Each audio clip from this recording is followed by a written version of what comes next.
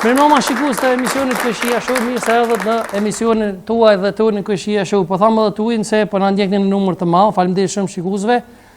Por faleminderit edhe sponsorëve ton, atyre që emocionojnë këtë realizim të emisionit ton dhe na sjellin çdo javë. Është Ujë Sibura, që është prodhim vendor në shishi Ujë Sibura, është një hap drejt jetës së shëndetshme. Faleminderit shumë pronarit Suleman Goshi.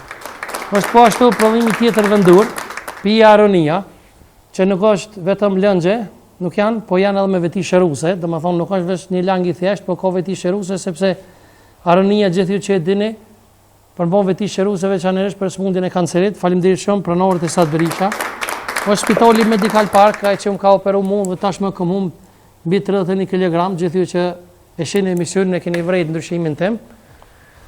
Gjithë ju që dëni me pas një trup kështu slim fit, shkoni bëni terminin tek doktor Remzi Goshi në Medical Park. Faleminderit shumë. Shikues të dashur, sonte do të kemi një mysafir vërtet special. Është special sepse është njëri edhe veprimtar i hershëm i çështjes kombëtare, vjen nga Amerika ekskluzivisht për emisionin ton. Ai që është student është marrë me aktivitete edhe veprimtari adhetare dhe së fundmi në luftën e ushtrisë shërimtare të Kosovës është kyç veti pensi në luftë, bashkë me vëllezërit dhe babojnë e tij. Sonte na kanë nderuar me pjesëmarrje, vjen me neve shpend gjutsa e ftoj me dorë të rritit. Faleminderit shumë që erdhe. Faleminderit juve. Respekt, faleminderit shumë. Ja thash edhe në prezantim njerëz si ju na nderojnë në studio kur të vi. Faleminderit për ftesën. Se akoma ma krenari dhe ma mirë se me pas një ushtar të UÇK-s në emision. Faleminderit. Edhe vjen nga Amerika, thash edhe në ashtas s'kom rajnë kur gjëmë prezentim. Jo, absolut, ka shumë vite që jetoj atje, kështu që po, nga Amerika, po. Edhe thash që dhe me thonë ti e morë herët, shpendu në që di, s'kom lezu pak për biografinë tonë, nuk je dje. Ne për çdo kohë kemi provu me bën diçka me aq sa kemi mujt, po gjithmonë të mirën e vendit, kështu që po, kemi bë veprime edhe si nxënëse, si studente, në bazë mundësive që kemi pas. Unë nina kështu për pyetje provokative, po kjo s'është për provokim, po kështu dhe me thonë pyetje e zemrës. A është kjo Kosova për cilën keni luftu jo? Sigurisht që jo. Bile ka njëherë mendoj se po të ngjallërshin dëshmorët, ndoshta kishin mu zemru me ne shumë. Nuk është Kosova për cilën është luftu. Fillimisht ne kur kemi luftu edhe kur sepse lufta nuk është bë vetëm me armë, luftë kanë bërë nëpër breza në forma të ndryshme. Absolutisht, me lapse. Ne kemi shqiptar që kanë bërë me mija vite burg, kur thëmë me mija vite e kam parasysh nëse i mbledhin vitet e të gjithë shqiptarëve që i kanë bajt burg. Kështu që le të jemi qartë për ata që nuk e kuptojnë në mostojnë çapo flet. Pra janë bajt shumë vite burg, shekuj, janë bajt njerëz që kur kanë dalë prej burgu, kanë dalë të paft, ndoshta me shëndet, me fizik, me mbamendje, me gjitha tjerat. Me një fjalë janë shkatruar familje për lirinë e Kosovës edhe deri te lufta armatosur. Pra, sigurisht që është mendu për një Kosovë krejt tjetër, është mendu fillimisht të hiqen thjesht okupator, armiku serb të hiqet nga vendi, po pastaj të kemi një Kosovë zhvilluar, të kemi një infrastrukturë të përgjithshme duke pas parasysh të fillojmë nga rrugët, nga urat, nga shkollat, spitale, administrata, gjitha këto, po të kemi një shtet të mirëfillt. Dhe kjo Kosova sot është shumë larg secilës nga këto. Fatkeqësisht. Po pse domethënë kjo pakënaqësi dhe kjo urrëtie e madhe ndaj ushtrisë lirimtare të Kosovës edhe pse kjo pakënaqësi ushtarëve të UÇK-s, domethënë ne kemi pas rastin para disa dite të një ushtari të UÇK-s këtu që vjen i mllefusur, thotë ky s'ka bëu kurrë, s'ka bëu kurrë, na harru neve, na lan. Kush e sulli, domethënë këtë diskurs, ta them kështu. Në fakt këto pi marr si dy pyetje tani, do të thotë mlefi, përçarja, përplasja, urrëtia ndaj UÇK-s edhe pastaj individet. Absolutisht. Po. Këtu ka shumë faktorë, po një ndër faktorët kryesor janë investitorët e jashtëm, pra armiq shtanë që investojnë brenda, dhe politika brendshme që i pranon ato investime dhe jetëson ato, i kapitalizon ato. Pra, në këtë rast, në 5 vitet e fundit, apo 6 vitet e fundit, ajo që i jetëson këto është partia antishtet në pushtet, që sot nuk është as në pushtet, është në për pozita të uzurpuara. Vetëvendosja e ki fjallën. Po, sigurisht vetëvendosja kom fjallën, dhe kur theme të uzurpuara duhet i sqaroj për ata që nuk e kuptojnë, për faktin se kushtetuta jonë nuk lejon të betohesh si deputet dhe të mbash një pozitë tjetër zyrtare.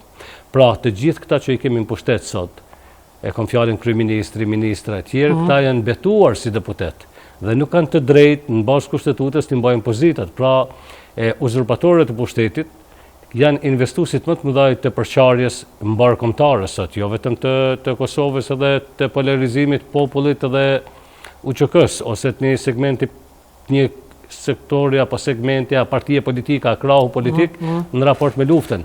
Ne kemi këtu njerëz për shembull që kanë deficit kombëtar dhe tani provojnë të gjenden në një formë të bëjnë sikur s'ka ndodhur asgjë ose sikur ka qenë diçka e vogël. Se kemi pas raste të dëgjojmë shumë herë kur thuhet se Kosovën e çliroi NATO. Ne nuk mund të jemi mosmirënjohës, ne i falenderojmë shumë NATO-n e Shtetet e Bashkuara të Amerikës. Absolutisht. Mirë po, të mos ishte ushtria çlirimtare e Kosovës, NATO kur nuk do të ndërhynte. Ja, problemi shqiptarë serb ka qenë më shumë se një shekullor dhe NATO kur ka ndërhyrë Kosovë, ka ndërhyrë në 50 vjetorin e themelimit të saj. Pra ku ishte më herët? NATO nuk do të ndërhynte po të mos ishte lufta armatosur, po të mos ishte UÇK-ja. Mirë, po ne jemi të vetëdijshëm që UÇK-ja vetëm nuk do ta fitonte këtë luftë, po nuk do ta ndalte këtë luftë. Ne ndoshta edhe sot do të ishim në luftë. Pra ne falenderojmë NATO-n, i falenderojmë Shtetet e Bashkuara të Amerikës, pa të cilët shqiptarët nuk mund të ekzistojnë të rrethuar marrëmiq. Dhe kam thënë shumë herë, duhet ta them edhe sot. Oksigjeni mushkrive të Kosovës kalon nëpër Washington. Ne duhet ta dimë këtë. Dhe nëse ne na duhet oksigjeni gjithmonë, ne duhet ta kuptojmë që një shqiptar, një politikan që devijon nga linja amerikane, ai ka devijuar nga qëllimi kombëtar. Qëllimisht apo jo qëllimisht. Mirë po, do të thotë ka devijuar. Kush është me Amerikën? Përçarja pra populli UÇK është nga politika, sepse populli do ta kuptonte, nëse politika do ta orientonte drejt, do ta kuptonte që ushtria çlirimtare e Kosovës është e arritura më e madhe kombëtare që nga pavarësia e Shqipërisë, s'ka pas ndonjë të arritur më të madhe. Që kemi pas në herë. S'ka pas ndonjë të arritur më të madhe.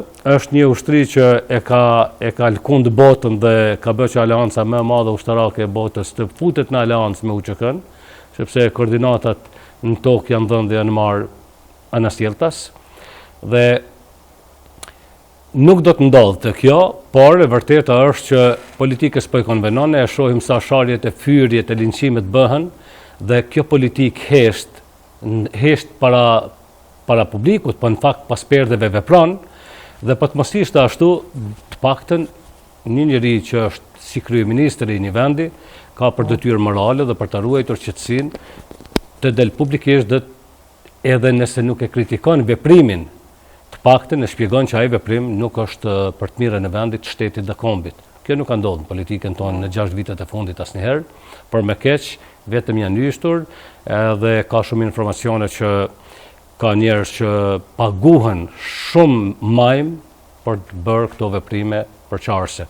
Për fatin e keq ne kemi pa shumë mirë që krahi kësaj politikës në Kosovë tashmë e ka shkatruar edhe faktorin. Po ushtarët UÇK-s që paguhen për me bërë këtë? Jo, nuk thash ushtarët UÇK-s, atë nuk kam shku hala, ka individ që paguhen, ka individ që kryejnë këtë punë me pagesa për ta bërë këtë punë, ka individ, pra kur them kështu, një individ paguhet për mi bën 100 mesazhe ose 100 statuse, sharje, fyrje, linçime, propaganduese.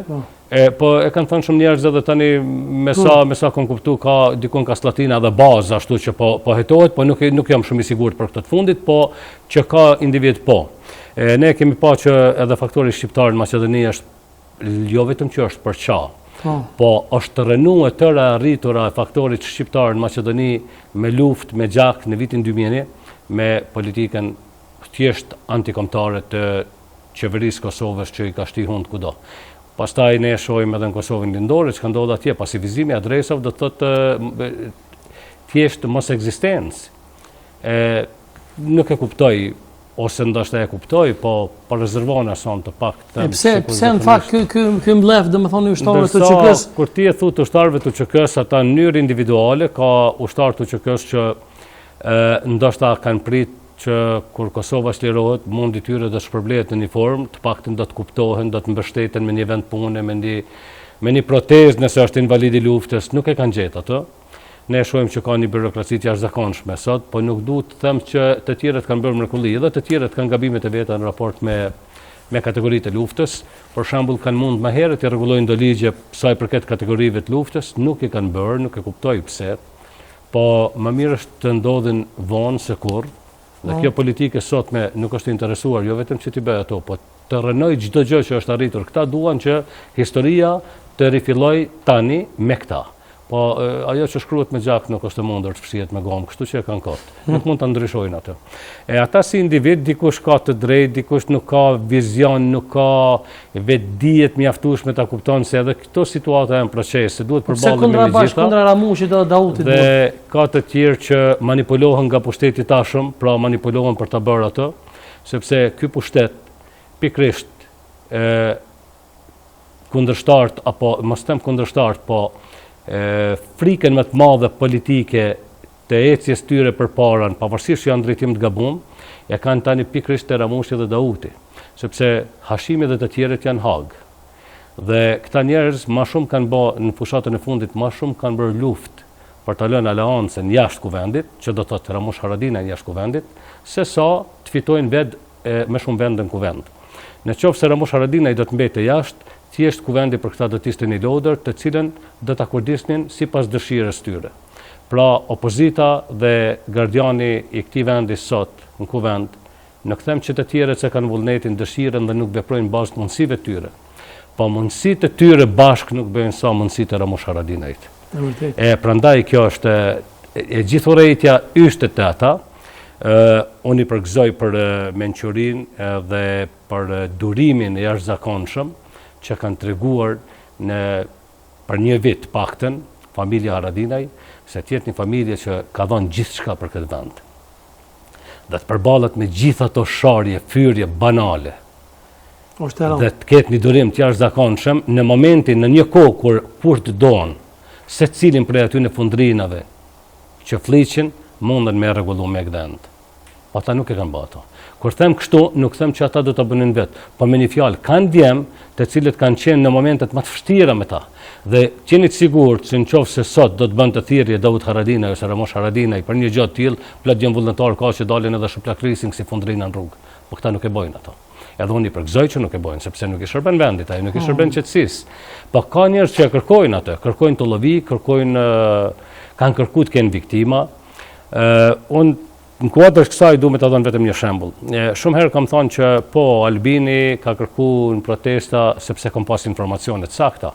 Dhe atë kur e them në një portal ose në një studio, unë e them atë që guxoj ta them edhe para 1 milion vete, edhe para prokurorisë, edhe para gjyqtarëve tjera. Pra kur e them në diçka them të verifikuar. Kur është themelu Partia Vetëvendosje në Deçan, një djalë që ka pas pushtet moral aty, ka qenë vetëvendosje, i cili nuk është tash. Dhe i ka garantu që në një prej objekteve zyrtare ka mundësi me vendosë mbi shkrimin vetëvendosje, jo negociata tjera. Mirë, po kur ka shku atje, ka bisedu dhe me policinë e vendit, dhe policia e ka lejuar djalin, pavarësisht që ka qenë diçka partijake tjera, ka thonë nuk dojmë trazira në Deçan, mund të vendosni ku doni mbi shkrimet, dhe që keni kujdes jo në ambientet e objektit të policisë, pra jo në muret e oborit, jo në muret e ndërtesës policisë. Dhe kur del ai djali prej stacionit policisë, ai del shumë i krekosur që arriti diçka të madhe, edhe Albini e pyet çka. Ai dha e tregon të vërtetën, kështu, jemi të lirë, ka doni me shkru, po jo në objektin e policisë. Në sekond, Albini, pavarësisht që ky kishte garantu policinë që nuk do të ndodh, Albini nuk i vendos kërkun tjetër, po i ysh të gjithë ata djemë vajzat që i kishte rreth vetes, pikërisht në murin e policisë me shkru. Edhe ndodh ajo, edhe ndodh përplasja, edhe tërhiqen zvarr njerëz, edhe kritikohet moralisht ky djalë qysh i patëm fjalë, se tash të shqiptarët kur i pet fjala është e madhe, sidomos tash le të themi edhe Kadugaxhini atje në Deçan kur i thotë dikujt kështu. Edhe në 5 minuta pastaj ndryshon gjithçka. Dhe ky ka meti të radhtum aty për aty, një aktivist shumë i mirë i vetëvendosjes, një djalë që ka strehu në familjen e vet Albinin, kur ka qenë për do situata, e ka strehu, ka rreziku me çu deri në shtëpi, ka marrë 2-3 herë me ka 10 ditë. Pra unë po flas këto, unë e di si po ndëgjojnë ata. Dhe do thotë këto janë do fare mashtrimesh, do mini tradhtisht vogla që sigurisht edhe nëse merr rrugë më gjata dhe rrugë më të rënda, ti ke me kanë përgatitur se kanë me të ndodhur edhe tradhtit më të rënda. E kështu që çka mendoni shpend për shembull për dëvështor, prapë po kthehen atë tek Musa Smoli që ka qenë për shembull thonë që është formuar një farë City Pitbull, sa cila është e vërteta rreth. Shiko. Kosharja mund të them është një vend i shejt. Dhe me Kosharen ka ndodhur shumë padrejtësi që nga pas lufta deri sot. Kur them kështu, jam padrejtësi se fillimisht pas lufte ka shumë djemë të fortë që i kanë dhënë vendit, po kanë provuar me marrë meritat e Kosharës, gjë e cila nuk ka qenë në drejtë. Dhe unë kam reaguar gjithmonë. Pra, nuk mund t'i marrësh meritat e të tjerëve, ti mund të kesh meritat tua në raport me Kosharen, me luftën, me vendin. Po jo ta privatizosh edhe kur ty teket, ose kur janë llogaritë tua si kur atje s'ka ndodhur asgjë, edhe kur janë llogaritë tua si kur ti ke urdhëruar, ti ke bërë tjera.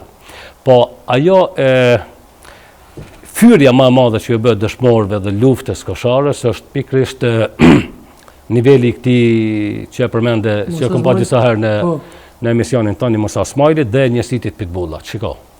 E keni parasysh ju kur para 2 viteve 3 ka shku për herë të parë Albin Kurti në Koshare, që do të thotë lufta ka mbaru në vitin 99, po Albini ka shku dikun 2022 nëse s'gaboj, dhe doli foli aty si kur babai i doktrines para e prorëve të lartë Kosharës, ai fliste me data, me numra, me pika, thuti si kur ai i ka hartu gjitha ato. Kur një kryeministër mundet me përshëndet, me lavdru situatën, me shprej mirënjohje tjera në vija trasha, po jo me hin detaje kur s'ka lidhje me detajet. Dhe ndër tjera, për herë të parë që e lanson këtë farë terminologjie njësitin special Pitbullat është Albin Kurti në Koshare. Nëse kemi një kur, s'ka ekzistu kur, nuk ka qëndru asnjëherë. Dhe nëse ju kujtohet, nëse mbanin mend, kur e merr fjalën i fundit si i zoti shtëpisë, komandanti i brigadës Rustem Berisha, ai nuk doli më thon pse po rënë, se niveli i tij, etika e tij, ai ka dinjitet, ka dinjitet. Edhe nuk i tha po gënjeni ose po rëni, se ndoshta ajo prej neve ish ngut pak se kishte duru. Po ai hini edhe e spjegoi shumë mirë strukturën e brigadës.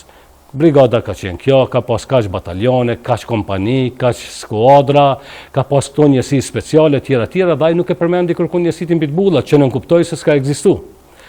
Dhe në anën tjetër, në këtë rast, tani më lejoni ta shpjegoj edhe pak me detaje, se këta djemë që kompani dokumentar të realizuar nga një gazetar shumë i mirënjohur, Aslan Bajrami, gjë për cilën unë jam habitur çish ka mundësi një kokë si Aslan Bajrami, se unë e di që Aslani është një shqiptar i mirë, një intelektual i zoti, dhe zëri i Aslanit në kohën e luftës jo vetëm nëpër çdo familje shqiptare, por nëpër çdo damar tonin ka është fut. Dhe edhe sot kur janë në zonin më rënqethet se unë kthej atje.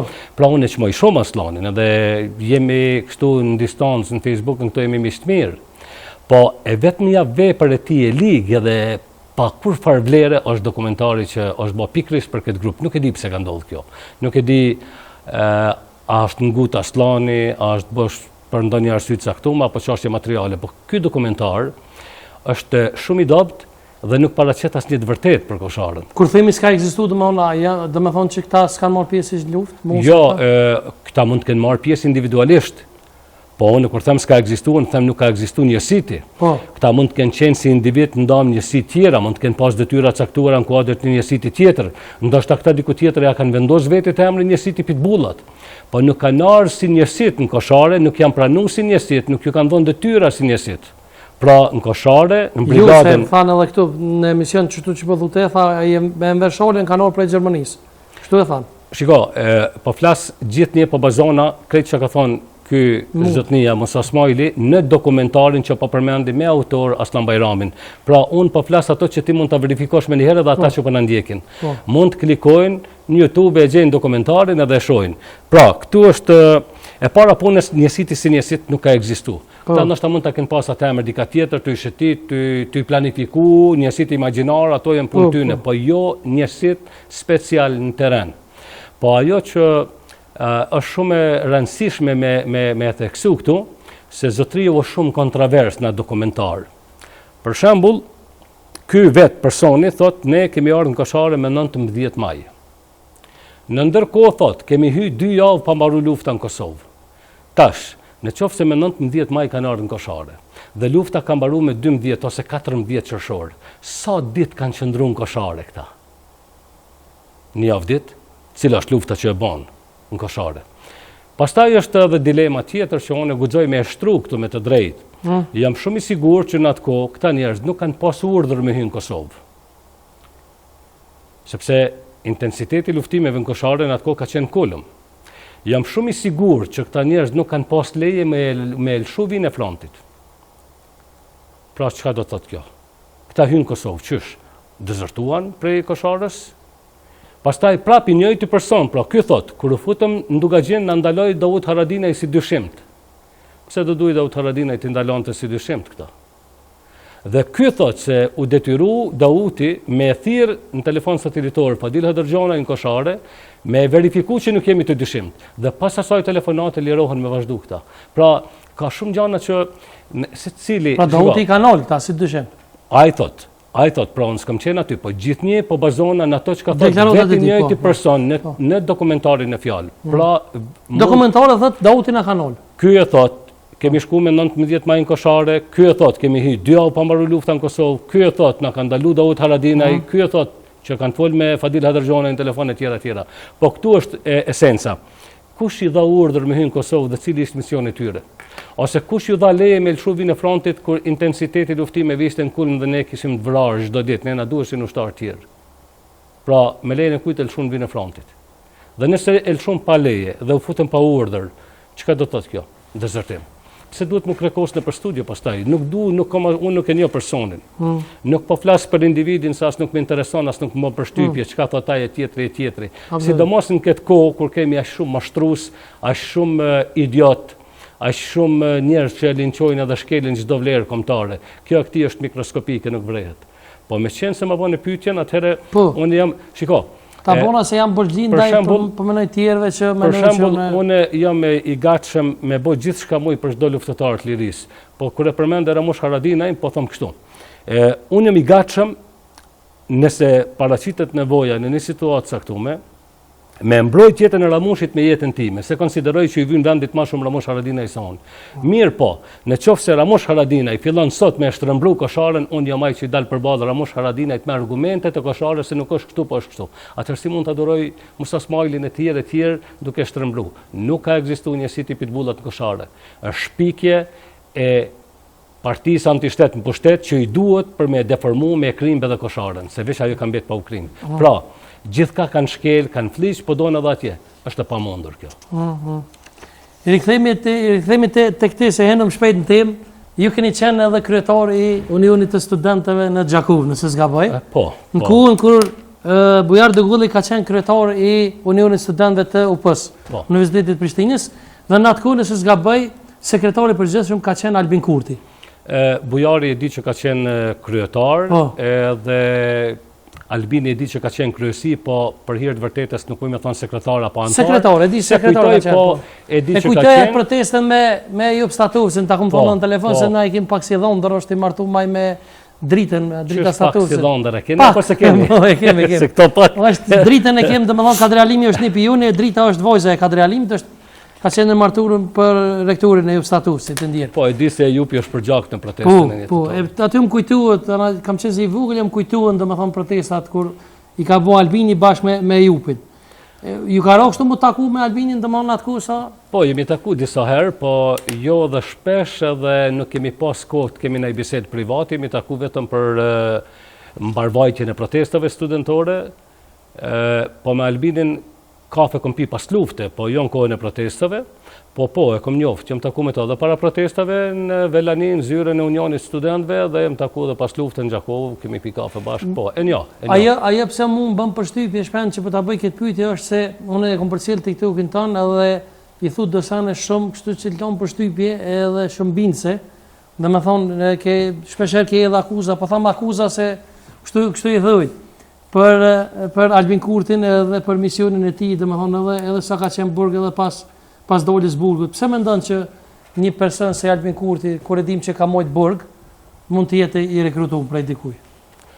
Shiko, e para punës, në qoftë se e shikojmë veprimtarinë e tij politike kur është në pushtet, që gjithçka çdo hap ka shku kundër interesave të popullit shqiptar në Kosovë dhe kundër interesave të shtetit, të bën me u kthy mrapa dhe në çdo gjë me ndërlidh pastaj me idenë që mund të ketë qenë ose është ose po çon vendin drejt shkatrimit.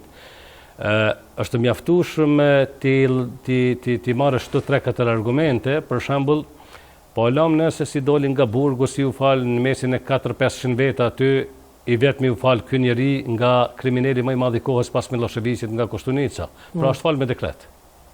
Pse ndodh kjo? Po, është edhe një E dyta ka dalë shumë i qetë, shumë i relaksum, shumë në rregull, drejt në mision, nëse ju kujtohet, drejt në misionin e gazetarit njohur tashmë të ndjer Sulejman Shaqiri. Po nga Ferizoj po. Në qoftë se jeni me shikuar shumë patetik, shumë nuk do të më shikoj kamerën, e shihni që provon kjo shoqaj.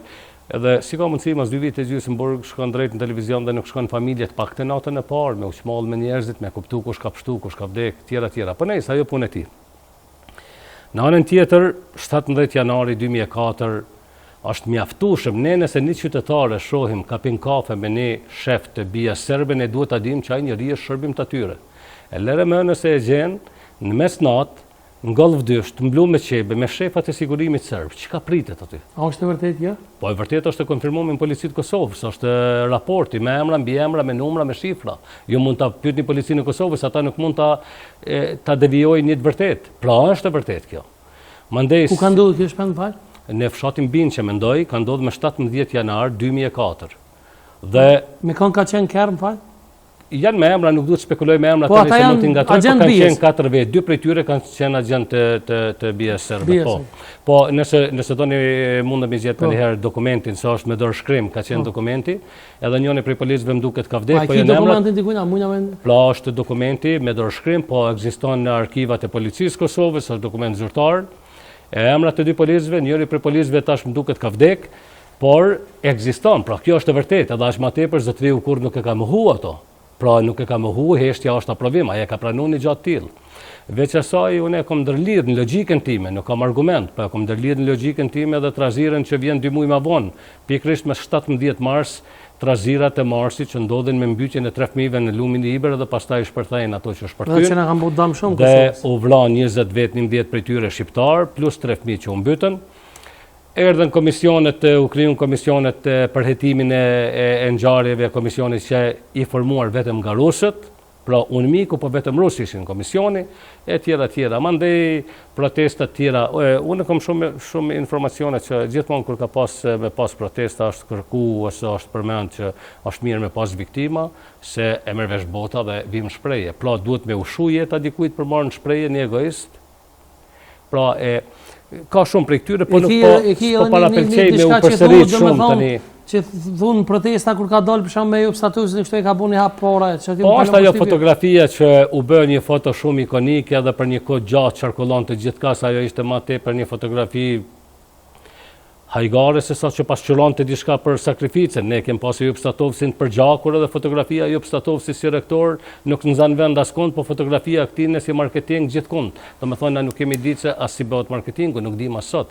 Këta sigurisht nëse kanë ekipe mrapa, atëherë ekipet sigurisht që e din që shkon. Por ata që e shohin emisionin sonte thonë shumë mirë, shpend gjuca shumë mirë, kështu i rrjedh shumë, po na bin, po na shta kishin ta bëni pyetje ju si ish kandidat për deputet nga rradhët e AK-s.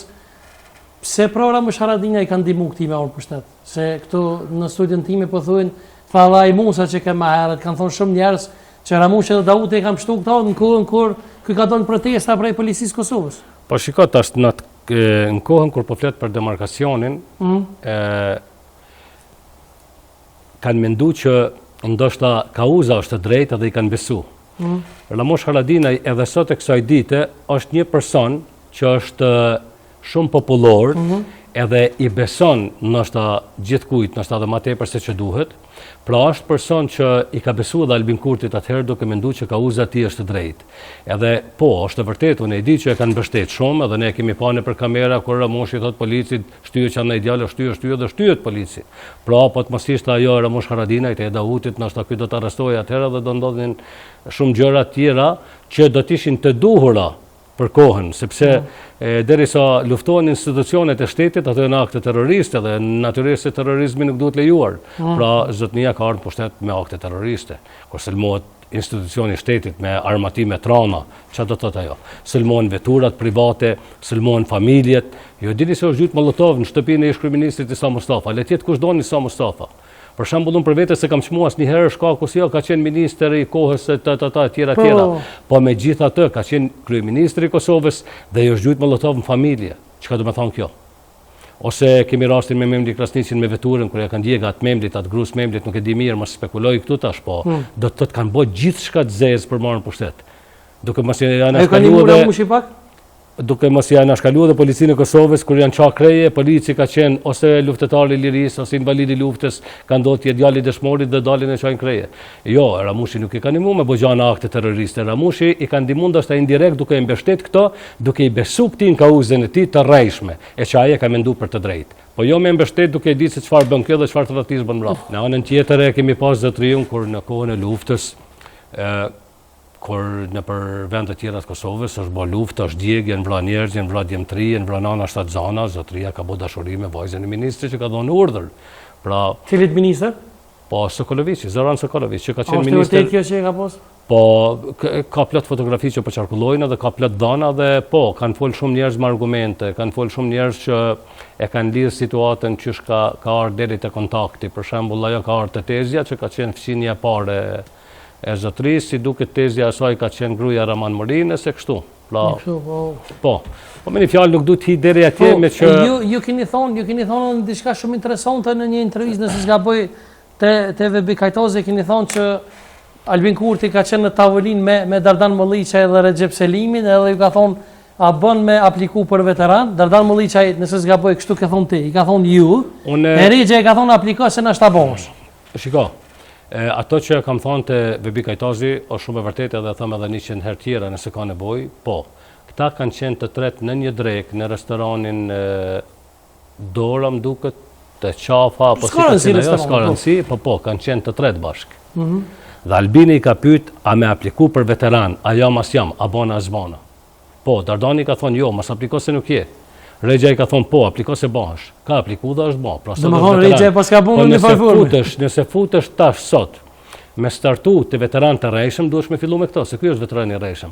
Në bazë ligjeve të Kosovës për ligje për veteranet e luftës, kjo nuk është veteran, se edhe aty janë të ndamen diku në 3 kategori. Veteran luftetar, veteran pjesëmarrës, aktive tjera si janë ato. Po kjo është veteran luftetar me status, gjë e cila nuk është e vërtetë se nuk ka pas uniform, s'ka pas armë, s'ka marrë pjesë në vit frontit. Për me qenë veteran luftetar duhet të kesh këto. Pra nuk është. Çka mendoni për këtë rrosën e fundit shpend pa dosht me ofendu askënd për arrestimin e Fehim Salit, i cili kishte punuar një kohë edhe si diçka si shef konsultativ për si marrëdhënie, domethënë dërretnike, ashtu diçka në presidencë. Po, kjo është shumë e rrezikshme për shtetin dhe ai njeri nuk ka pas mundësi me ardh aty i pa verifikuar, ai është dashur kalon derisa duhet ti të futesh në zyrën e presidentit dhe të kesh qasje në dokumentacione të ndihshme. Ai duhet kalon për verifikime. Sigurisht ka kaluar për verifikime, po me siguri më të madhe ka pas leje me shku aty, nuk e di pse është dashur me pas leje. Pse është dashur me u lejuaj edhe prej presidentes, edhe prej kryeministrit. Presidentja indirekt, ish presidentja ka kërcënuar që kur ta plas bombën ta tregon këto, do të thotë njëna ndër ato argumente mund të jetë ky argument i cili nuk do të jetë i vetmi. Kjo është një shenjë shumë e keqe dhe është një shenjë e frikshme për shkak se na ka dhënë me kuptu që edhe në institucionet më të larta e më të ndihshme të shtetit kemi njerëz që punojnë për shtetin serb. Pra, një ndër rastet është ky, po nuk është i fundit, do të ketë shumë të tjerë. Ky nuk ka shku vetëm aty, ky nuk ka shku pa leje, ky nuk ka shkuar thjesht në emër të ndonjë shoqate humanitare aty, edhe me hi edhe me dalë ose me bëni foto. Unë për vete për shembull nuk kam marrë as përgjigje, unë para se marrë në Kosovë, këtë herën e fundit i kam kërkuar me një email zyrtare takim Albin Kurtit dhe as përgjigje s'kam marrë, se le më mundësi takimi. Pas përgjigje. Të paktën, jo, si shpen Gjoca edhe i kam treguar motivacionin pse do të takoj. Si ushtore që kësaj ti takon me u takuar me kryeministin. Edhe nuk më është dhënë mundësia, as përgjigje s'kam marrë, ndërsa ai zotnia që punon për shtetin serb ka qasje në dokumentacione të ndihshme. Po ne kemi pa edhe një veprim tjetër, për shembull ju ton kohën e keni ndëgjuar retorikën që këta e përdorin për këta analfabetet funksional se lista serbe është parti terroriste tjera. Në anën tjetër i ndajnë buxhetin me 400.000, 500.000 euro. Si ka mundësi të dalësh media tush është terroriste, ndërsa në KQZ votohet edhe i ndahet buxheti me 500.000 euro. Ose në një anë thuhet se nuk e votojmë kurrë ato Slav Kësimiqin, a në anën tjetër e bëjnë në Komisionin e Sigurisë, është anëtar apo çfarë pozite ka pikërisht në Komisionin për Siguri. Pra, shikoni se çfarë kontroversa janë edhe sa mashtrues. Pra, ai është në pikën e ndihshme. E këtu ka faj edhe AKI-a që është nënshtru para politikës, sepse urdhrat duhet zbatohen deri në momentin që bin ndesh me interesat kombëtare, për në momentin që bin ndesh me interesat kombëtare, ato nuk duhet zbatohen. E këta i kanë zbatu urdhrat e politikës edhe kur e kanë kuptu që bin ndesh, se me vetë faktin që AKI-a duhet ta ketë verifiku këtë person, dhe ka leju që këtë vazhdon tutje pa u pengu fare, atëherë këtu është një bashkëpunim që është pikërisht hap tradhtin ndaj shtetit, tradhtin ndaj popullit. Në anën tjetër, nuk mund ta anashkalojmë këtu edhe ligjin për shtetësi. E kanë shfuqizu ligjin e vitit 2011 që ka qenë ligj me kritere. Ju i thëni serbizimi i Kosovës? Po, serbizimi i Kosovës, po nuk mund t'i thush ndryshe. Nëse e përkthen ligjin për shtetësi, është ligji për serbizimin e Kosovës, se është bërë pikërisht për serbet për të ardhur të regjistrohen kush të donë prej serbëve sot regjistrohet dhe bëhet shtetas i Kosovës, sepse nuk ka kritere. Nuk ka asnjë kriter. Pra, është shfuqizu ligji 2011 me kritere. Në bazë të atij ligji kanë pas të lashë shumë argjimtar tanë për të bërë shteta, sepse ne e dimë që për shembull Gjermania për vitet tona ka pas vetëm një shtetësi, nuk ka leju 2 shtetësi. Dhe shumë kosovarë kanë humbë shtetësinë e Kosovës shkaku që ta planojnë shtetësinë e Gjermanisë. Dhe kur Gjermania ka kriju mundësinë që tani të kenë më shumë se një shtetësi, ata argjimtar tanë kanë provu ta rikthejnë shtetësinë. Ka pas shumë prej tyre që kanë bredhur poshtë e lartë me nga 3-4 muaj, janë torturuar, janë kërkuar me 10 dokumente, deri e kanë rikthy shtetësinë edhe pse ka ofruar mjaft argumente, dokumente, e ka pas gruan shtetas të Kosovës, i ka pas fëmijë shtetas të Kosovës dhe i ka pas gjithë këto të lashe. Ai ligj ka ra poshtë dhe kanë krijuar një ligj të ri duket vitin 2023, i cili është të fuqizuar, ka hyrë në fuqi me 22 maj të vitit 2026. Dhe paramendoni sot, ata kanë të drejtë me dëshmu vetëm një dokument që jo është shëlqu prej rojeve turës, prej kriminelve në pjesën veriore të Mitrovicës, dhe mjafton të kesh një dokument që paraqitet se ke qenë banor i Kosovës në një kohë të caktuar, 5 vitet e fundit të viteve 90-ta, dhe ai bëhet shtetas i Kosovës. Në ndërkohë, e para, ata mund sigurojnë dokumente të tilla sa donë, sikur kanë qenë, që nuk kanë qenë. E dyta, në bazë të këtij ligji pa kritere, bën shtetas Kosovës edhe ata policë që kanë ardhur me punë në Kosovë, që kanë ardhur për të bërë pushtet policor terrorizues. Që kanë masakruar njerëz. Pra, kanë thyer dyr natën, kanë tmerru familjen 3 mëngjesit, kanë nxjerr nanat tona, motrat tona, i kanë qitë në këmishat natës jashtë, i kanë turpru burrat, i kanë turpru gratë, na kanë ra burgos e dhunu. I kemi pjesëtar të ushtrisë serbe që kanë qëndruar me vite në Kosovë për të vrarë shqiptar. Dhe sikur kanë vrarë, kanë masakruar, edhe foshnja, dhe nëna shtatzëna, dhe njerëz krejt pafajshëm, sepse vetëm kanë qenë shqiptar, dhe tani pikërisht edhe ata njerëz e fitojnë shtetësinë e Kosovës, e marrin pensionin e Kosovës nga taksa paguesit e Kosovës. Pra, punon një djalë i dëshmorit, paguan taksa për ata njerëz. Për kriminalin që e ka vrarë baba. Dhe fëmijët e kriminalit sot, në para që i gjunë, për shembull, partia anti-shtet në pushtet për të blerë vota, përfiton djali i kriminalit, po nuk përfiton fëmia i dëshmorit që është me studim jashtë vendit. Për shembull, kemi student që studiojnë në Maqedoninë e Veriut. Ata nuk përfitojnë nga shteti Maqedon se nuk janë shtetas Maqedon. Nuk përfitojnë nga shteti Kosovës se nuk janë student në Kosovë. Ndërkohë që fëmia i kriminalit që studion në Kosovë përfiton edhe nga ato. Pra është e tmerrshme. Kjo i vjen sikur mi thonë aty ne shikoni, na vjen keq se ju jeni lodh shumë kur ne keni dhunu nanat, motrat edhe gratë. Edhe tani për është probleme shtetësi, me pensione tjera tjera. Kjo është kulmi, kjo është një vrasje e re edhe e dëshmorëve, edhe e nanave tona, edhe e motrave, edhe e grave.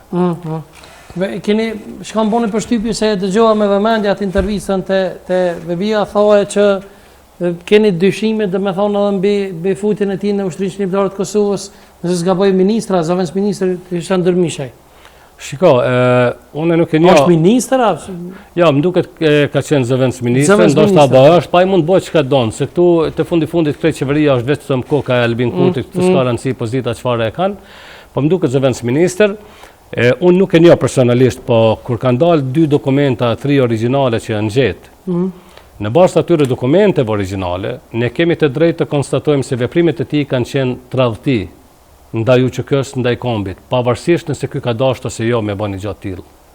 Po në qoftë se ti shkon ta marrim shembull në muajin qershor ose korrik në një vatër të luftës, kur luftimet kanë qenë në një intensitet mesatar, dhe ti rrin 3 muaj në atë zonë, ku ky thot se ka pas edhe Dajën aty si komandant diçka. Dhe duke ju falendëruar Dajës, ky si privilegjuar ka shku në gjitha pikat. I ka mësuar të gjitha edhe doktrinën me siguri, i ka mësuar të gjitha pikat kryesore, ku janë pikat, ku është komanda, ku është spitali, sa numerikisht, sa ushtar janë, sa komandanta, sa janë përgatitur, çështjen taktiko-teknike, armet, municionin e tjera, dhe në muajin shtator, kur ka intensitet më të lartë luftimeve, kur studentët tjerë i lënë studimet dhe shkojnë në luftë, këtij zotriu t'i shkrep mendja se duhet me lënë luftën më kthy me i vazhdu studimet. Dhe i thot Dajës pra se duhet me u kthy në Prishtinë për me i vazhdu studimet, edhe Daja i thot po dhe ky shkon. Tash, në momentin kur kapet nga policia, nuk du të them se i dorëzohet policisë, po them që kapet nga policia. Zotria jep të gjitha informacionet një për një. Pra kjo është tradhti. E para nuk e dash me ulon via frontit, e dyta nuk është dash me u dhon informatat. Në qoftë se ti ke ditë ato informata e kap nga policia, pranoje sfidën, pranoje sakrificën. Po vdesin ndershëm pa i damtu të tjerët. Ku e dim ne sot se nuk është bas njëherë një hetim i tillë? Ku e dim ne sa pika kanë ratje në bazë këtyre informacioneve? Sa luftetar mund të jenë vrarë shkaku i këtyre informacioneve, sepse ata e kanë ditë çfarë kapacitetesh ka ajo zonë ky ka qenë. Nëse ky ka thënë se atje janë 100 vet, ata i kanë thënë 300 vet aty. Nëse ky ka thënë se janë 30 armë, ata i kanë thënë 100 armë. E tjera. Ne dimë që teknikisht edhe numerikisht kanë qenë më shumë dhe më të fortë. Pra, nëse nesër bëhet një hetim i tillë në kohën e caktuar, ne mund ta shohim çfarë pasoja ka sjellë informata aty. Dhe unë nuk e njoh personalisht, nuk kam asgjë personale, po në qoftë se i referohem dokumenteve origjinale që janë gjetë, kjo ka bërë një veprim, një akt tradhtie. Pavarësisht që nuk ka asnjë veprim të lakmueshëm as në politikë, më fal. Po, problem. Shpend, thash edhe në prezantim ju jetoni në Amerikë. Po. A mendoni që qeveria aktuale, domethënë presidenti Trump është pro lirimit të ish presidentit Hashim Thaçi? Shiko, ata nuk deklarohen si individ, sa në qoftë se deklarohet, atëherë nuk mund të jetë ndryshe. Dhe ata nuk deklarohen për faktin se ata e dinë shumë mirë fuqinë e pushtetit të drejtësisë, anën politike e tjera. Ata e di që i kanë ndjek me vëmendje, nëse më pyet çka mendon ti, nëse ai mendon me u liru ose jo, e di që mendon me u liru patjetër, sepse gjykata kriminale speciale në Hag e ka dëshmuar që ka për qëllim kriminalizimin e luftës së UÇK-s. Dhe UÇK-ja si aleate e NATO-s, nëse del si e kriminalizuar, që ata e quajnë organizata përbashkët kriminale, atëherë nuk është çudi që ndoshta mas 10 viteve tjera kërkohet një hetim ose një gjykatë tjetër me verifikuar nëse ndërhyrja e NATO-s ka qenë e drejtë ose jo. Dhe ndoshta prej pazareve të mundshme politike në 10 vjeçarin që vjen, munden më ardh me konstatu qëllimshëm që ka qenë veprim i ngutshëm ose i padrejtë. Dhe në mënyrë graduale këta kanë më shku deri atje saqë me thonë që edhe statusi i Kosovës ka qenë i ngutshëm, duhet kthehet në tavolinë. Dhe çdo gjë që shkon për Kosovën në tavolinë tani është humbje për Kosovën. Amerika investimet e veta nuk i lën me ra. Amerika ka investuar në shtetin e Kosovës, në lirinë e Kosovës dhe nuk lejon që investimet amerikane me u përdhos.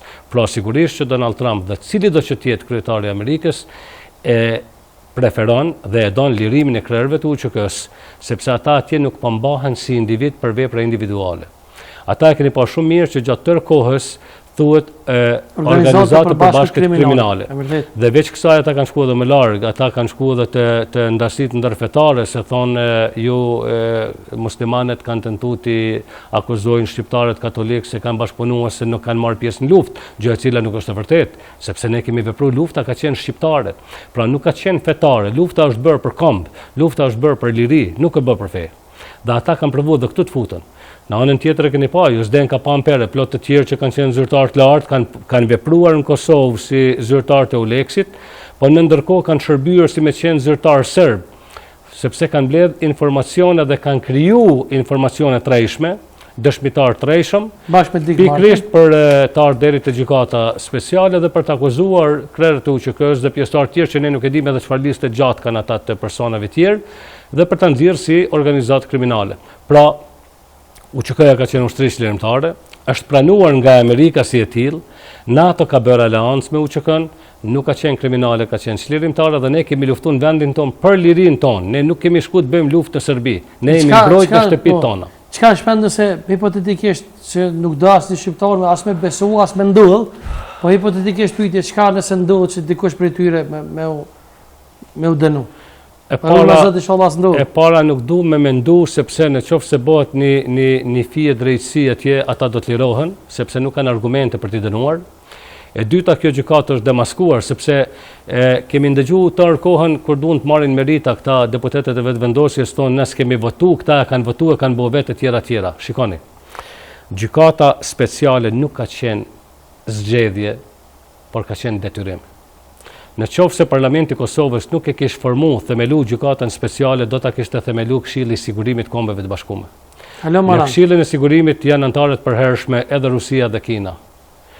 Atëherë është sugjeru Kosova që ta themeloj vetë që të mos ketë qasje Rusia dhe Kina, po le të ketë Kosova si Kosovë dhe ta themeloj gjykatën speciale për të verifikuar një të vërtetë që nuk ka krime. Sepse ne e dim deri te akuza e trafikimit organeve, që është qesharake, se ne nëse duam ta bëjmë një transplant në spitalin në Kosovë, nuk mundesh me bëj transplant me gjithë këto mjete, duhet shkojmë diku tjetër jashtë shtetit, e jo bën trafikimi organeve nëpër male, nëpër shtëpia e verdhe e kuqe, duke i shpikë imagjinare. Por kjo tani po ndodh edhe me Ukrainën, atje njëjta akuzë. Kjo ka buru mas pari prej deputetit rus Konstantin Kosachev, dhe ka shku deri te Dikmarti që ka qenë në deputeti Parlamentit Evropian. Dhe kur ty dikush të bën një akuzë, në qoftë se unë tash kërkoj diçka në këtë zyre, thom është e imja dhe ti nuk lëshon pe, vin policia, ne detyrimisht do dalim në gjykat me e provu e kujt është kjo. Pra, si e tillë në bazë të këtyre akuzave, ka ardhur deri te nevoja e një gjykate speciale për ta verifikuar këtë akuzë. Akuza ka qenë e rrejshme. Dhe paramendoni, para se me fillu gjykata veprimin e saj, është hek akuza, pra nuk ekziston kjo akt akuzë, që do të thotë në bazë kësaj është themelu gjykata dhe si e tillë nuk dashte të filloj punën kjo gjykatë, sepse derisa nuk ekziston në asnjërin nga akt akuzat ajo akuza e hershme, do të thotë thjesht nuk dashte të fillon punën gjykata. Gjykata ka filluar pas mandatit, ka pas mandat 5 vjeçar. Pra është themeluar në 2015-ën, mandati i saj ka përfunduar në 2020-ën, dhe këta që atëherë veprojnë pa mandat, se nuk i është vazhduar mandati ndonjëherë. Dhe veç kësaj, kjo gjykat ka devijuar komplet dhe ka tradhtuar çdo gjë. Pra kryetaria e gjykatës Trëndafilova, kur është pyetur pse nuk ka shenja të shtetit Kosovës, se gjykata është e Kosovës. Dhe ata dalin e gënjejnë për çdo veprim thonë emër të popullit, cilit popull? Jo të popullit Kosovës. Pra aty nuk ke simbolet të shtetit Kosovës, nuk ke emblema, nuk ke flamuj, nuk ke shenja të gjykatës, nuk ke asnjë uniforma që simbolizon shtetin e Kosovës. Funksionon me ligjet Kosovës. Thuhet se funksionon me ligjet Kosovës, ajo në farforme më shumë funksionon me ligjet e Serbisë. Materialet, pjesën ndërmuese të materialeve i kanë marrë nga Serbia, si ka mundësi ta gjykosh ti një kundërshtar të një shteti me materialet që t'i jep shteti armik. Si është e mundur kjo? Dhe kjo gjykat ka deviju komplet, kjo gjykat e ka tradhtu misionin e saj. Edhe në këtë rast janë tradhtu edhe krerët e UÇK-s që mbahen Hag. Për shembull, në atë kohë Hashim Thaçi ka bë presion te deputetët që ta votojnë gjykatën. Ka bë presion sepse është sugjeruar nga Shtetet e Bashkuara të Amerikës që gjykata themelohet. Dhe kur amerikanët thonë duhet bërë një gjë shqiptare, duhet ta bëjnë atë gjë për shkak se nuk ka mundësi më të mirë se ato që thonë amerikanët. Amerika nuk e tradhton projektin që e ka bë vetë. Po jo, po ne nuk kemi aleat tjetër, ne jemi me fat që kemi aleat shtetit më të na jemi projekti tyre. Edhe në qoftë se ne i themi Amerikës jo, kuj duhet i themi po? Ne kemi dy rrugë. O me Amerika me Rusi. Fuqia ndikuese në botë është Moska dhe Washingtoni. Atëherë nëse Washingtoni ti thuaj jo, ti duhet i thush Moskës po. Po ne nuk kemi për Moskën. Po ne jemi për Washingtonin, duhet i themi po. Dhe sigurisht që aty ka qenë një politikë e pjekur, pavarësisht që tani tentojnë ta denigrojnë atë, ta fyjnë edhe ta nxjerrin si tradhti shtetërore dhe thonë sikur këta e hangren vetë se kanë menduar që çka nëse ndodh që dikush është e rënë për Kosovën? Unë nuk du, ajo është shkatruese për Kosovën, se jo vetëm e rënë, po nëse për shembull ata dënohen, do të thotë legalizohet kriminalizimi i UÇK-s dhe luftës së drejtë të UÇK-s. Dhe si e tillë ajo luftë konsiderohet e padrejtë dhe ushtria qeveritare e Kosovës konsiderohet si organizatë kriminale. Terroriste po. Dhe si e tillë atëherë na del që NATO ka mbështet një organizatë terroriste kriminale dhe në vihet në kontekst pastaj edhe ndërhyrja NATO-s, dhe në qoftë se vinë deri te një vendim tjetër pastaj sikur ndërhyrja NATO-s ka qenë pa drejt, atëherë automatikisht është i pafuqishëm dhe i pathemelt statusi shtetit Kosovës dhe shkojmë deri te zhbërja shtetit Kosovës. Pra ne kemi dy pika shumë të forta, të rrezikshme për rënimin e shtetit. Serbizimi i Kosovës me ligjin e Specialist dhe të Albin Kurtit, pa kritere, dhe në qoftë se bota ka me leju një gjykim të marrur si vendim paraprak, para se të fillon të punën. Për shembull, ne e dim të gjithë që është folur me politikanët e Evropës nga Jack Smith në atë kohë që këta do dënohen. Si ka mundësi të paragjykon një prokuror se këta do dënohen derisa nuk ka ndodhur gjykimi, derisa nuk janë provat? Si është e mundur kjo? Pra është politike, ka qenë e qëllimshme. Ose Trëndafilova kur thotë mos i përmendi për muqit shenjat e Kosovës se është provokim. Ndaj kujt është provokim? Si mund të thuash ti për gjykatën e shtetit Kosovës se është provokim nëse kërkohen simbolet e shtetit Kosovës në gjykatë? Po dhe si ka mundësi të jetë një gjykatë? Pra nëse është provokim. Si që është gjykata kriminale speciale, sa ata po bëjnë krim mbi drejtat e njerëzit. Ata si ka mundësi 6 vite të mbahen njerëz në paraburgim. Pra ata kanë shkel mbi çdo të drejtë ndërkombëtare. Dhe ajo gjykatë nuk i raporton askujt, po nëse është gjykata e Kosovës duhet t'i jap llogari dikujt. Duhet t'i jap llogari, paktën të raporton për ecurinë e punës. Po dhe kuvendit, pastaj nuk lejohen me asnjë garanci të burgosurit që të mbrohen liri, as kur shteti për shembull gjen mënyra, as kur të tjerët të ofrojnë garanci shtetet të treta. Shtetet e treta në asnjë mënyrë. Mirë, po këtu edhe ne si shtet kemi qenë të heshtur, sikur jo vetëm jemi pajtuar me atë që bën ajo gjykatë, po sikur i kemi ndihmuar dhe jemi gëzuar me atë që bën, sepse ky shtet, kjo politikë, kjo qeveri uzurpatore tash nuk ka kërkuar asnjëherë llogari, paktën raport. Nuk e ka marrë mundin kur kryeministri me shku një herë atje, qoftë edhe formalisht me i taku qytetarët e vet, njerëzit që kanë luftuar për ndërtimin e këtij shteti, për lirinë e këtij vendi, me arsyetimin se ka shumë letra me nënshkru, a kryeministri nuk e ka problem me shku më taku me armiqtë e Kosovës në për Greqi atje. Ta marrim shembull ish ministri i jashtëm i Spanjës, që ka qenë ministër në vitin 2006-2010. Ai edhe sot lobon kundër pavarësisë Kosovës. Ai ka ndalu shumë njohje të shteteve tjera për të njohur si shtet pavarur, sidomos në Amerikën Latine, të cilat kanë qenë dikur koloni të Spanjës, atje ka pas një ndikim të jashtëzakonshëm, dhe sigurisht që i kanë dalë të na njohin.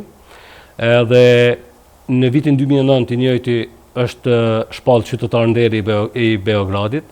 Në vitin 2013 i njëjti është dekoruar nga qeveria, nga shteti i Beogradit me urdhrin flamur i Serbisë, e tjera, dhe ky zotëria gjen kohë me shku në Greqi me bë pushime me atë, me Mitsotakisët që kanë një dinasti në politikën greke si kryeministra Gjyshi, djali e nipi e tjera, dhe atje ka mundësi me shku po jo në Hag me taku njerëz qytetarët e vet. Ose në Shqipëri, kalon për Shqipëri me shku në Greqi, pas ndalet me pushu një herë.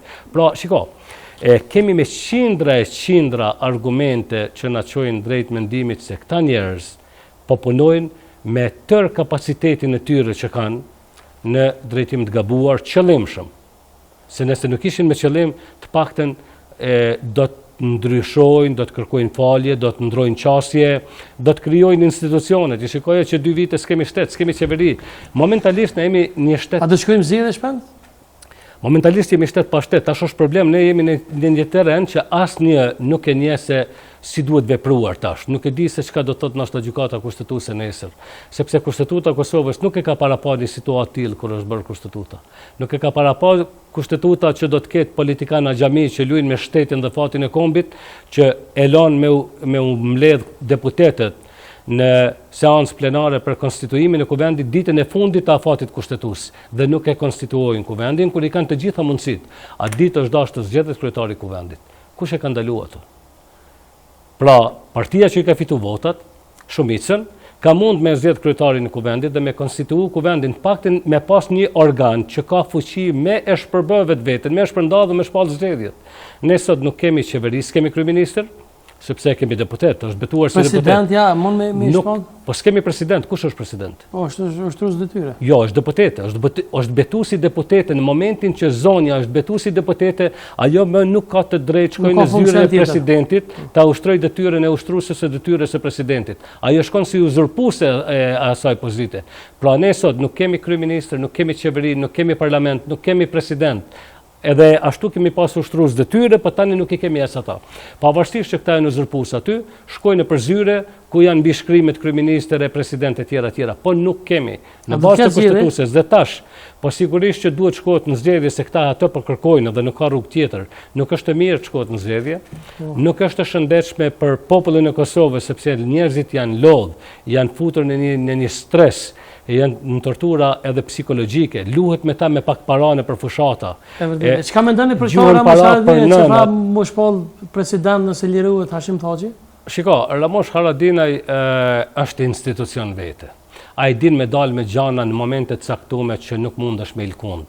Për shembull, ndoshta vetë Partia Demokratike nuk ka ditë i tër subjekti me dalë me një propozim të tillë, edhe ka dalë Ramush Haradinaj në një moment që askush se ka prit. Por Ramush Haradinaj është i madh dhe din me Ramush Haradinaj është i madh dhe din me bë veprime të mëdha. Ato që ka thënë ai e shpjegoi shumë mirë. Jo për afërsi partijake, politike tjera.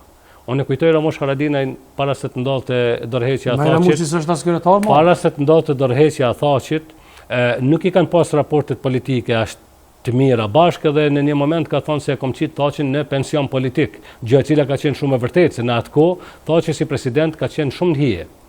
Mirë po, tani Ramush Haradinaj e vlerëson kohën në cilën ndodhet shteti i Kosovës dhe e vlerëson cili do të jetë roli i Hashim Thaçit në këtë katrahur politike që e kemi. Dhe se unë këtu për shembull mas pakti kam të drejtë më thonë ka mirë se dyqyshu në Thaçin se kom mbështet politikisht kur, pavarësisht se babai im i ndjerë ka dashur me shpirt dhe ne jemi përplas shumë herë. Jemi përplas shumë herë sepse ka pas momenti ku më thonë ti je më Thaçist se vetë Thaçi. Po Ramush Haradinaj është institucion vete, ka vënë një punë të jashtëzakonshme, propozimi i tij duhet me gjetë mbështetje të gjithë njerëzit që mendojnë shqip, pavarësisht përkatësisë tyre politike. Dua të them këtu edhe të deputetët e vetëvendosjes në qoftë se e duan këtë vend dhe duan ta ruajnë këtë shtet. Ata duhet të bëjnë dy gjëra. Krijimin e institucioneve sa më shpejt, pavarësisht që tani gjithçka është jo kushtetuese, po pastaj t'ja lënë kohën e vetë gjykatës kushtetuese çfarë të bëj dhe që të ketë një organ që mundet me shpallë zgjedhje dhe propozimi i Ramush Haradinajt do duhet jetësohej që nuk e dini se Kushtetuta e Kosovës e njeh vazhdimin e mandatit ku ka qenë, po nëse nuk e njeh vazhdimin e mandatit, atëherë le t'i jepet mandati. Por, sido që tjetë, Kosovës i duhen institucionet, njerëzit janë torturu që nga pandemia, janë torturu jashtëmase njëherë nga frika e pandemisë, nga pasojat e pandemisë, nga mungesa e gjërave më elementare, nga inflacioni jashtëzakonshëm, këta mburren me përqindjet se u rritëm kaq %, po në qoftë se shikojmë inflacionin, ne s'kemi asgjë ekonomike që ngritet, ne shkatrojmë fermerët, ne ka shkatrojmë çdo ditë edhe ato pak fabrika që i kemi, për shembull mini fabrika jemi ka i mbyllim. E vërtet. Jemi ka i ngulfatim fermerët sepse pava diku një shkrim nëse është bleni tokë për të punuar nga AKP-ja, apo si është ajo, është marrë me 2.500 euro, sot thonë merret me 4.500 euro. Dhe kur bëhen llogaritje tjera, nafta, kjo ajo, ku ka llogari fermeri, që ta merr atë tokë dhe ta punon atë tokë. Pra ne po i shtym njerëzit mos punojnë, sepse nuk kanë llogari, do të punojnë me humbje. Nuk janë të garantuara prodhimet e tyre kur shkatrohen nga fatkeqësitë natyrore etj. Shpend. Si është e mundur? Jemi në minutat e fundit të emisionit, përfund të lash pak me folje edhe për familjen tonë. Se folëm shumë politik burrë dhe unë thash edhe në prezentim, po kështu na iki, unë zëjtëm tema politike edhe na iki tema kryesore e emisionit. Dhe me thonë, kyçja jote në rol të ushtrisë ligjore të Kosovës bashkë me vëllezërit, njërin prej tyre e çmoj shumë edhe kam dy fakt me kastritin dhe qerimin, po me qerimin kum fol edhe kështu në Facebook, kum pas rastin me fol, ai fatkeqësisht ka humbur dorën nga lufta. Edhe ai thotë të kum humb, po ja kum fol Kosovës, sa edhe ata ku ka thonë kështu. Nuk kemi fol për 26 vite. S'kemi dash me fol, kemi mendu që kemi kry detyrën tonë që na ka taku ta kryjmë ndaj atë dheut, kemi qëndru modest, Modestia nuk është që nuk na ka hakmarrë, po s'na ka penguar ajo punë. Dhe as që do të kishim folë ndonjëherë për veten tonë. Reagimet kanë qenë kur e kom pasë se si po ndodh realitetin Kosovë, nuk janë pajtu me realitetin dhe ti nuk duhesh me hesht. Nëse heshtjem, ne ndihmojmë të keqen.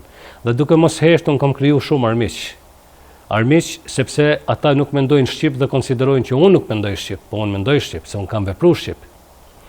Dhe gjithçka ka ndodhur, ka gufuar me një video që ka qenë video në emocion, në nervoz, pavarësisht që nuk do të hiqja asnjë pikë presje as tash, kur nuk jam ashtu nervoz edhe në emocion. Po kur them kështu kam parasysh faktin që ndoshta kisha zgjedh ndaj fjalë aty këtu pak më ndryshe dhe intonacionin ndryshe, po jo esencën. S'kisha me tërheq. Dhe aty pastaj kem filluar me fol sepse jemi pyet shumë kush çkysh çka tek. Po, ne me kundërshtimin e pushtetit kriminal serb kemi filluar edhe si nxënës, që është në vitin 89 kur kanë filluar demonstratat atëherë. Kemi bërë sa kemi mund. Po pastaj kemi vepruar në kuadër të LDK-s gjatë viteve me ato kapacitetet tona me aq sa është punuar atë kohë, po nuk ka qenë e paktë ajo. Babai im ka qenë mësues dhe ka punuar gjatë tërë kohës pas një pagë dikur vonë që janë bërë me 3% çdo paga simbolike, që si kanë mjaftuar për cigaret që i ka pi le më me mbajt familjen. Absolutisht i kanë marrë kanë 20 mark. Ne kemi qenë shumë fëmijë edhe jemi përballë me situata tepër të vështira nëpër kohë, sepse është e rëndë në do momente që ndroshin ndershëm dhe ti plotësosh kushtet kur ti je i penguar nga ato. Po i kemi kushtuar rëndësi në tonën shkollimit, pastaj si student, po kam qenë kryetari i Unionit Studentëve në shkollën e lartë pedagogjike Bajram Curri në Gjakov, bashkë me kolegë kemi organizuar dhe udhëheq protesta studentore, cilat më vonë kanë marrë karakter gjithë popullor. Nuk guxoj me harru këtu sot du me falendëru për shembull edhe bashkëpunimin që kam pas atëherë me Lidhjen Demokratike në Gjakov, edhe me Këshillin për mbrojtjen e drejtave dhe lirive të njerëzit. Për shembull, Sokol Dobruna ka qenë kryetari i Këshillit, më është ofru që zyra e Këshillit, nëse të vijë në ambient më i madh, është e jotja, përdore, se kom përdor kurrë, pa ai ma ka dhënë mundësinë. Në anën tjetër, edhe kryetari i LDK-s në atë kohë Qef Shehu, edhe kryetari i Forumit Rinor Astrid Haraqia, kanë qenë në dispozicionin tim bazuar në kërkesat e mia teknike që kom pas nevojë. Unë kurrë nuk kom bë pankarta, pa ata mi kanë kryer ato. Unë jam kom shënuar një cop letër aty, kom dhënë të nesër, më kanë ardhur të gatshme, më kanë mbështet. Informacionet e mia i kanë përcjellë nëpër mediumet botërore, siç ka qenë Zëri i Amerikës, Euronews dhe gjithë tjera. Ata i kanë përcjell ato, se s'kishim mekanizma ne shumë atje dhe si shkollë më e vogël edhe si provincë, Gjakova ka pas mundësitë më të vogla, nuk ka pas fokus, se Prishtina ka qenë ndryshe, qendrat e mëdha ishin tjera. Po ne aty kemi qenë pak si ma të ngulfatun. Veç asaj edhe mbështetjen të institucionit, nuk e di pse s'du me ulshu sot në ato tema, po nuk e kemi pas, kemi qenë i vetëm i këshill organizativ 100% vetëm me student. Në qendra tjera kanë qenë në shkollat e larta, për shembull kanë qenë 5 studentë, 2 profesor, ose në qendër kanë qenë gati gjys për gjys. Një ndër ata në këshill organizativ në qendër ka qenë edhe rektori Jup Satovci, por jo tek ne kemi qenë vetëm student. Kemi pas mbështetje individuale të profesorëve në mënyrë vullnetare, po jo të jem pjesë e organizimit. Du ta kaloj këtë pjesë, po ajo që deshta të them për shembull derisa në qendër ta marrim shembull kryesia e Unionit shkonte te dera Rrugovës dhe protestonte duke quajtur tradhtar, ne në Gjakov kemi bashkëpunuar dhe kam pas mbështetje, i falenderoj për atë. I kam bisht mirë, shumë rrallë takohem, por po e ruaj respektin. Po se erdhe se përmend i ke pyetjes. Çish erdhe kyçja në OÇK? Bashkë me vëllezërit edhe shpërtheu lufta Astridi për shembull ka qenë shumë miri. Astridi ka qenë fëmijë, po ka qenë 10 vjeçar, 9 vjeçar. Po mor pjesë luftë, se më rraj. Prezenca e Astridit s'ka qenë krejt e varur nga vullneti i Astridit, se s'ka mujt me ikë ose me qëndru. Sovjeti ka pas Astridin atë. 9 vjeçar ka qenë atëherë, 9 vjeç. Po kur lufta u imponu, ne nuk ikëm me imponimit luftës, ju përgjigjëm asaj. Po, është të vërtet që ne kemi mund me ikë të parë, sepse fshati ku ne jetojmë është mbres kufitar me Shqipërinë. Dhe veç asaj, vllau im Muhameti, i cili në gjatë luftës ka bërë më shumë sekret në përcjelljen e ushtarëve, me ka 200-300 vetë, me i qunë Shqipëri për armatim dhe me i këthy nga Shqipëria ati ka ndodhë me 3 net në kufi, mere një parti ose një grup madh ushtarë shkalojnë Shqipëri, mere një grup prej Shqipëri shkalojnë Kosovë, dhe për fat nuk i është grith as një ushtarë, do me thonë ka pas fat që ta krynë detyrën në mënyrën më të përkryer, pra kemi mujt me ikë si familje, nuk kemi qenë vullnetit as një nga ne të rriturit, përfshi edhe nënën këtu.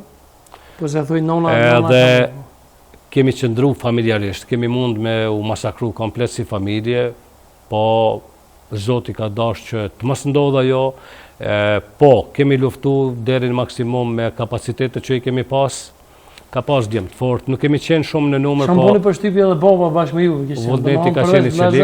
Dhe baba. Po, baba ka qenë edhe ka pas guximin moral me thonë sytë tonë se 6 djemi kam 3 më zemrë ja fali lirisë Kosovës. Në vërtet edhe më tha, bisedova edhe me një Gucatin, kryetorin e veteranëve të OVL UÇK-s, më tha dhe nana Shpendi tha, Tankun ka gatu dhe ka bo buk për UÇK-n. Ka gatu, ne fillimisht jemi vetë organizu. Edhe pastaj një 3 javë kemi pas një organizim më të mirë fillt, që kemi pas edhe një kuzhinë aty, që një bashkëfshatar joni, bashkë me djalin e tij që ka njoft atë profesion, kanë gatu për ushtrinë.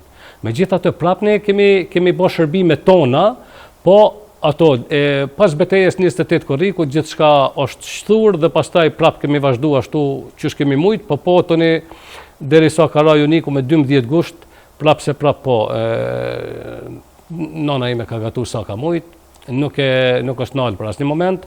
Armën kanë ditë me përdor gjithë pastaj, edhe motra 13 vjeçare që ajo ka shku në 5 kilometra kam një drejtim me kali përdore, kallashin krah me marr bukën për UÇK nga Uniku dhe me pru për ushtar në Gjocaj.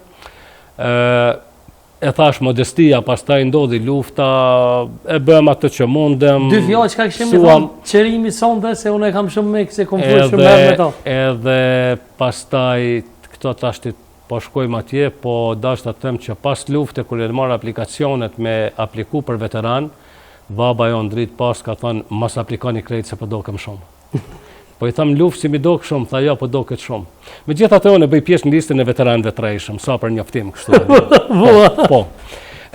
Qërimit kisha mi thonë që... Qysh për me ki listën e veteranëve të rrejshëm? Po, ashtu më kanë qitë në listën e veteranëve të rrejshëm. Pra në një anë jam në Interpol nga Serbia, po në anën tjetër jam në listën e veteranëve të rrejshëm nga Kosova. Dhe me thonë si as veteran? Tash unë e gëzoj statusin e veteranit derisa në ka një vendim gjykate. Apo kupton? Po, të kanë qitë ka unë e të rrejshme. Po, nëse më kërkon në listën e veteranëve, unë bëj pjesë në listën e veteranëve të rrejshëm. Nuk kanë rëndësi fotografit, dëshmit, njerëzit që në gjallë të njohin. Njerëzit duhet mbure ka up njëri krejt po e veç asaj, unë për shembull një kohë gjatë ushtarët vullnetar që kanë ardhur Kakusharja, stërvitjet e para fillestari kanë kryer për mesmeje, kam qenë edhe në cilësinë e plorit rangut mesëm koshare, edhe njohin të gjithë, kanë ndër ata që janë pushtet e dinë më njohin mirë, po megjithatë bëj pjesë në listën e veteranëve të rrejshëm, pak rëndësi ka kjo. Pak rëndësi. Qërimit s'kisha mi thonë kërgjo, ke bo mirë që ke bo ato që ke bo.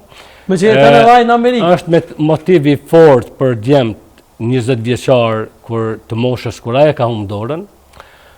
Qërimi ka qenë një energji për ne, aje na ka dhënë neve fort, sepse në kohën kur aje ka humbë dorën, në gjdo moment që mu më duhi dora djathë, unë qaja, derisa sytë më kanë bo varë për i latve, se dora më vinte në çdo moment, edhe si më vinte dora mu më shkonte me qajt për ato.